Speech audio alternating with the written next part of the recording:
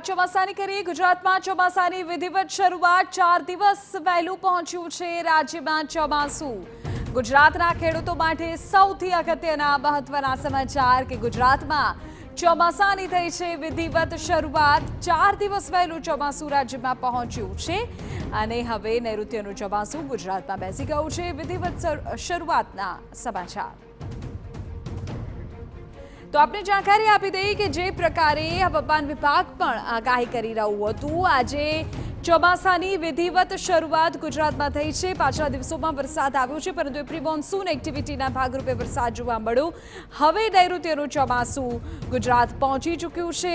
4 દિવસ વહેલું પહોંચ્યું છે ચોમાસું। આપણે કહી દઈએ કે હવે રાજ્યના અલગ અલગ વિસ્તારોમાં ચોમાસાની અસરના ભાગરૂપે વરસાદ જોવા મળશે।